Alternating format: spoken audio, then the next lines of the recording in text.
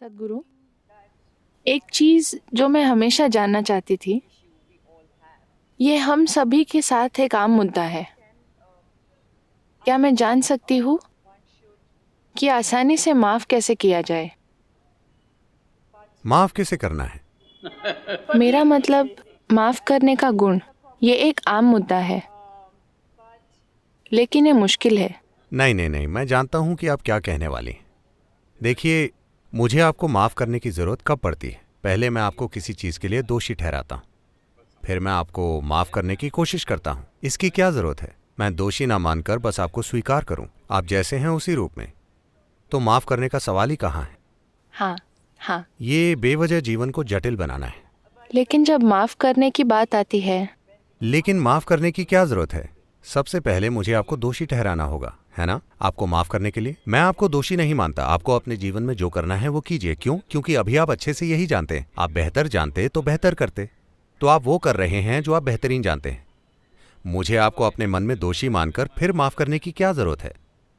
इससे जीवन बेवजह जटिल बन जाएगा। मैं किसी को माफ नहीं करता क्योंकि मैं किसी को दोषी नहीं मानता। लेकिन आमतौर पर सभी इंसानों के लिए माफ़ करना मुश्किल होता है। इसीलिए मैं कह रही हूँ। नहीं, मैं कह रहा हूं माफ करने की जरूरत ही नहीं है। अगर मैं आपको किसी चीज के लिए दोषी ही नहीं मानता तो आपको माफ करने का सवाल ही कहां है? जब मैं आपको स्वीकार करता हूं, आप जैसे भी हैं। तो माफ़ी की ठीक है? ज़रूरत ही नहीं है। नहीं, मुझे कोई फर्क नहीं पड़ता कि आप कैसे हैं। आप जैसे भी हैं मेरे लिए ठीक है। आप वैसे ही हैं। इंसान ऐसे ही होते हैं, ठीक है? तो लोग इस चीज में पड़ते हैं क्योंकि वो लोगों से अवास्तविक उम्मीदें रखते हैं। क्योंकि उनकी उम्मीदें अवास्तविक हैं तो वो किसी को दोषी मान लेंगे अपने मन में, और फिर एक दिन वो उन्हें माफ कर देंगे। भगवान मत बनिए। लोगों को स्वीकार कीजिए जैसे आप खुद हैं। आप एक परफेक्ट इंसान नहीं हैं। इसी तरह आपके आसपास भी कोई परफेक्ट इंसान नहीं है। उन्हें स्वीकार कीजिए।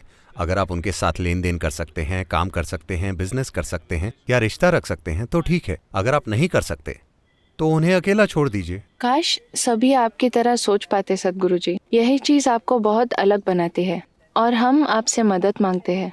नहीं, मैं कह रहा हूं आप बेवजह अपने मन में जटिलता पैदा कर रहे हैं और आप इससे हमेशा संघर्ष करते रहेंगे। क्योंकि एक बार जब आप किसी को अपने मन में दोषी मान लेंगे तो आप जितनी भी माफी की एक्टिंग कर लें, यह आपके मन से नहीं जाएगा। ये सच है। इसके लिए आपका बहुत बहुत धन्यवाद। एक और चीज जो मैं हमेशा जानना चाहती थी या पता लगाना चाहती थी, वो अध्यात्म के बारे में है। क्या कोई तरीका है या एक निश्चित मार्ग है जिस पर चलकर आप जागरूक हो सकते हैं? तरीका क्या है? अध्यात्म की दिशा में ले जाने वाला मार्ग क्या है? अगर कोई वो मार्ग खोज रहा हो तो? देखिए, अध्यात्म किसी की विचारधारा नहीं है। ये नैतिकता के नियम नहीं है। ना ही ये मंदिर, चर्च या मस्जिद जाना है। आध्यात्मिक प्रक्रिया को ऐसे समझिए। ये शरीर आपने कुछ समय में इकट्ठा किया है। मेरा मतलब आप ऐसे पैदा नहीं हुए थे। आपने इसे धीरे धीरे इकट्ठा किया। कहां से? जो खाना हम खाते हैं उससे। ठीक है? जो भी हम इकट्ठा करते हैं, हम दावा कर सकते हैं कि वो हमारा है। जब हम कहते हैं कि वो मैं हूं तो ये बुद्धि की कमी है ना? ये ऐसा है जैसे हम कहें ये कपड़े मैं हूं, ये कपड़े मेरे हैं, ठीक है? ये कपड़े मैं हूं, ये पागलपन है ना? ये शरीर मेरा है, ये ठीक है। ये मैं हूं, ये पागलपन है। तो अगर आप समझते हैं कि आपने ये शरीर इकट्ठा किया है, आप ये भी समझते हैं कि अपने मन की सारी चीजें आपने इकट्ठी की हैं, तो आपकी मानसिक चीजें आपने इकट्ठी की हैं, आपकी शारीरिक चीजें भी आपने इकट्ठी की हैं। लेकिन आप क्या हैं? वो अब तक अनुभव में नहीं आया है। जब वो अनुभव में आता है तो हम कहते हैं आप आध्यात्मिक प्रक्रिया में हैं। मुझे ये थोड़ा मुश्किल लगता है जब मैं खुद को देखती हूँ, क्योंकि मैंने कई चीजें आजमाई हैं। शायद पूरी समस्या यही है कि आप कई चीजें आजमा रहे हैं।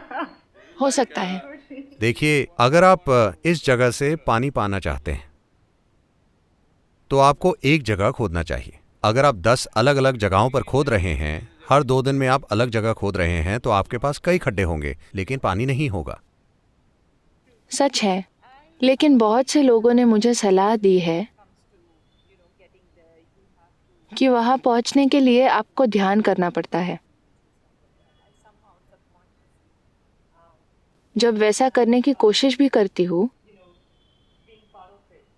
तो ये मुझे उस अनुभव तक नहीं ले जाता जिस अनुभव की मुझे तलाश है।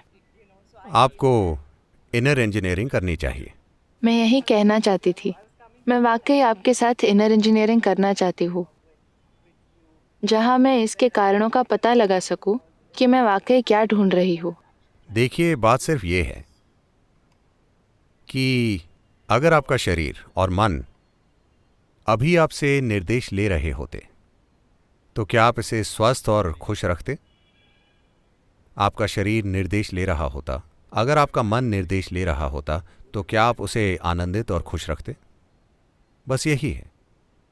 आपके पास एक सुपर कंप्यूटर है, लेकिन आप ये नहीं जानते कि कीबोर्ड कहाँ है। इसीलिए इनर इंजीनियरिंग की ज़रूरत है। आपको कीबोर्ड खोजना चाहिए, फिर आप वही टाइप करेंगे जो आप चाहते हैं। मुझे विश्वास है कि मुझे वो जल्द ही मिल जाएगा। धन्यवाद सद्गुरु जी। धन्यवाद।